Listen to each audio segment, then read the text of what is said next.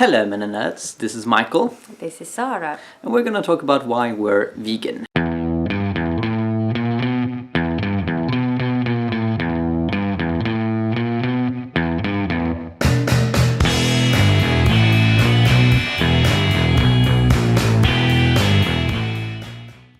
So Steve had this video about how food expresses our values, and he mentioned veganism. He told us about a friend that was vegan because of animal rights reasons.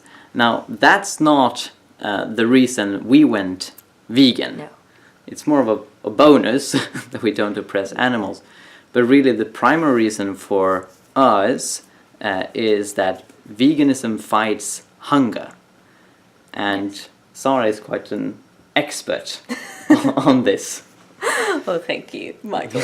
Well, the basic principle is that if you divide the arable land, like the land on Earth where you can grow something, divided by the people that today live on Earth, you get just this set land area where you can grow your food not to live on the cost of another person. So if you eat meat, basically you live on the cost of between 3 and 8 other people, depending on how much organic you eat. Organic is bad, and if you're a vegetarian, you live on the cost of between 2 and 3 other people. So basically, like, the only way to eat within those boundaries are being vegan, actually. And to explain this, you can think about output and input, because when you grow something on an arable land, if it's grass for an animal or soybeans for an animal, and you take the detour through an animal, you could have eaten the soybeans in the first place, but you can also give it to a cow and then eat what the cow gives in forms of milk and dairy. Then the energy reduction from doing that is 1/10.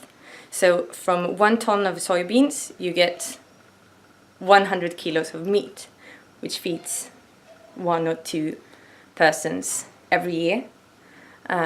Whereas if you had given those soybeans to people in the first place, you could have fed about 10 to 20 people in a year, which is a problem.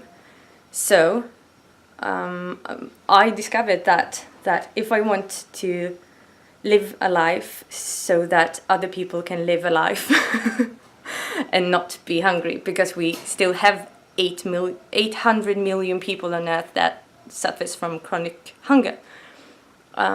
And to solve that, we need to change the way we eat, because eating is really speaking of our values, and I value human life, and that's why I'm a vegan. Yeah, and I find this argument very powerful. You don't have to be an animal friend. Yeah, no, you don't have to presuppose that animals have equal rights to human. You can just think that we should not promote hunger, and that is why I think this argument really works for fellow Christians. Yeah, loving thy neighbor. Exactly. And some people might ask, well, why wasn't Jesus a vegan then? Well, back in his day, we didn't have this problem of overpopulation. We didn't have 7 billion people in the world that put this pressure on natural resources. Yeah. And also, back in the days, it wasn't as easy as being vegan. Meat and dairy were more of natural protein sources. But today, in the rich world at least, it's very easy to become vegan, and as this problem gets more and more severe, I think it's very crucial that we at least aspire and try to go vegan as much as possible. With a growing population and loss in arable land, that is crucial for the future. Exactly. So go vegan. Yeah. Go Jesus. It's fun. Yes, it is. Thank you for watching. God bless you. Bless you.